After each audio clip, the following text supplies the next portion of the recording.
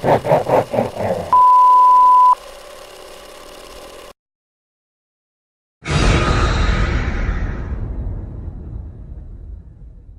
up everyone, Bran here from Bloody Breakdown, and today we're going to be doing another in our series of ranked videos. So as you can probably tell by the title, today we are going to be ranking the Exorcist film franchise, which consists of 5 films, so 5 spots are available. Now before we get into it, as always, this is just my opinion.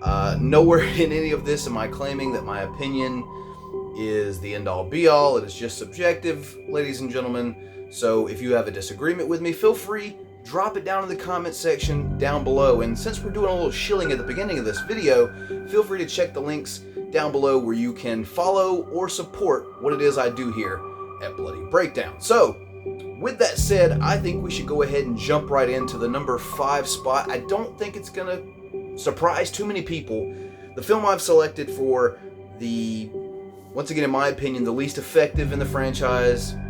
If I'm looking at all 5 films, I feel like this one, probably the worst. I don't think many are going to disagree with me here. The Exorcist 2, The Heretic. Now, this one, talk about dropping the ball on a sequel. The original Exorcist is one of the greatest horror films of all time. Whether you're a fan of it or not, maybe you don't like the slow burn type stuff, maybe you don't like the more psychological type stuff, whatever your argument against it may be, even if you're just not personally a fan of it, you have to admit how influential it is and how just terrifying at that time that it was. So when you're following The Exorcist up with this, and man, I'm really sorry, guys. I really am, but I'm a Linda Blair fan. I am, on multiple levels, but not even Linda Blair blossoming into womanhood could save this film at all whatsoever. Not a fan. I think most people that you talk to about this film consider it a huge disappointment, considering how amazing the original film is. So I guess the less said about this one, the better. Definitely not something that, you know, fans of this film franchise want to bring up. It's a bit of a stinker. Exorcist 2 comes in at number 5 on my list. So, up next, there are a couple of Exorcist prequels, and one of them falls into the number 4 spot. And for me, Dominion, prequel to The Exorcist. It barely beats out The Exorcist 2. I think we all know The Exorcist 2. I mean, in most people's opinion, it's not a good film. For me, this one's barely above it. Honestly, this came out a year after, what was it? The Exorcist: The Beginning, and it wasn't necessary. This film, in my opinion, wasn't necessary at all whatsoever. I think that The Beginning did a well enough job of telling the story of what was it, Father Miram. I forget the character's name. Mirren, something like that. It's an M word, forgive me. A lot of horror, useless nonsense floating around in this cranium of mine. But I think it told the story well enough. This to me, this film is just where I think it is slightly better than The Exorcist 2. It's not necessary. And, you know, coming out only a year after we had just had a prequel to The Exorcist, it didn't do anything more for me than The Beginning did, and quite frankly, I don't understand why its existence needs to be. Number 4, Dominion, prequel to The Exorcist. So, speaking of prequels, coming in at number 3 will be the prequel that I prefer if we're talking about The Exorcist, and that is The Exorcist: The Beginning, directed by Rennie Harlin, which is interesting because this is the 4th film released in the Exorcist film franchise, and another film that I at least know Rennie Harlin for directing was the 4th film in the Nightmare on Elm Street franchise, The Dream Master. So I gotta tell you, I can appreciate Rennie Harlin's work, if nothing else, than for these 2 films that are the respective 4th in their franchise. Once again, like I said, I think this one did and it is Marin, the father's name, by the way. Once again, I think this one did a much better job of telling the story of, Father Merrin and what goes on years before The Exorcist ever takes place. All in all, it's just a better prequel to me. I enjoyed it more. It came out a year before. Rennie Harlin's work I appreciate, at least for the most part. So, number 3, The Exorcist, The Beginning. In my opinion, the superior prequel. So, that only leaves 2 more, ladies and gentlemen. So, coming in at number 2, and, I always look at things in the mindset of, yeah, the original probably is going to be the superior film, but in some cases I have to be honest with myself and say that they're not. Look at The Evil Dead, look at Nightmare on Elm Street, look at Friday the 13th. There's a lot of people out there that tell you the originals aren't as good as, or the original isn't as good as some of the sequels. And I honestly had a moment making this where I was like, I'm going to piss a lot of people off, because I was kind of thinking maybe The Exorcist isn't as good as The Exorcist 3. But I've rewatched both of them recently, and I think at the end of the day, it's a close call for me, believe it or not. But number 2 is The Exorcist 3.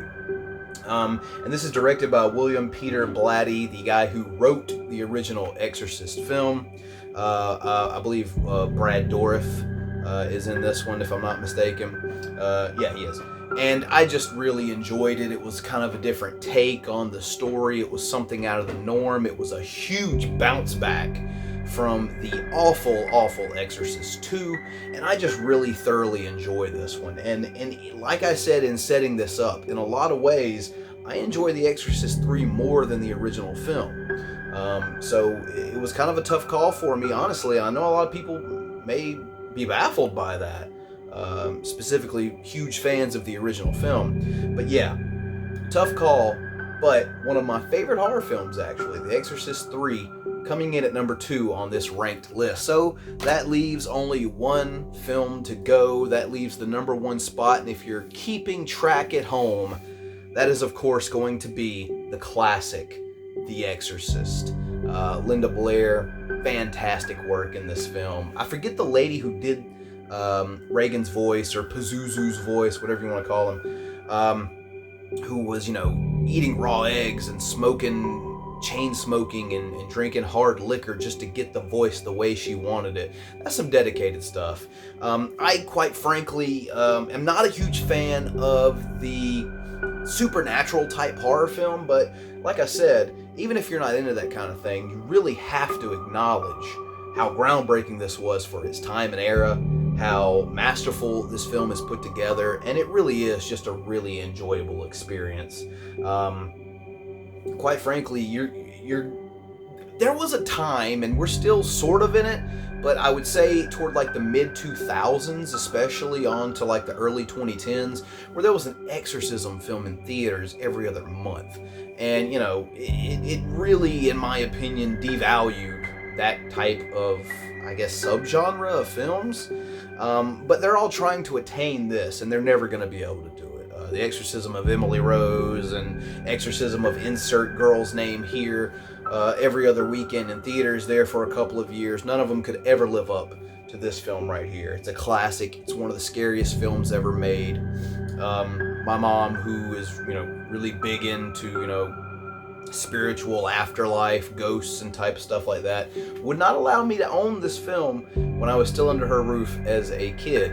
So I have it now as a 32-year-old man, so in your face, Mom. But yeah, number 1, The Exorcist. And there it is, guys. All 5 Exorcist films ranked the Exorcist film franchise. Just my opinion, but I would love to know yours. Leave me your Exorcist film franchise ranking in the comments down below. And hey, while you're there, if you enjoyed the video, leave me a thumbs up.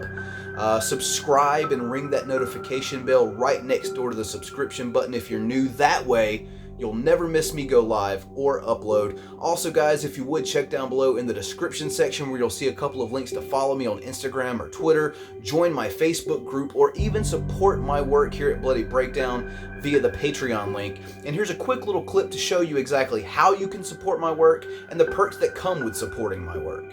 Become a patron of the channel at the Patreon link below. You can make a one-time or a monthly contribution. Simply select a tier of $1, $5, or $10 and unlock the perks that come with your tier of choice.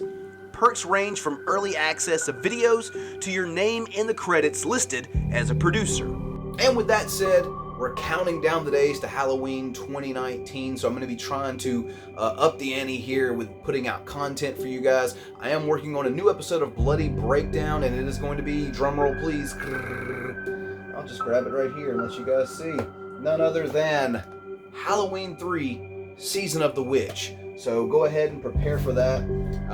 I'm excited. I know it's like the redheaded stepchild of the franchise. It's very iffy, but I love it. And I know a lot of you out there do too. So yeah, lots to look forward to on this channel. And with that said, I'm Bran from Bloody Breakdown, and we'll catch you next time.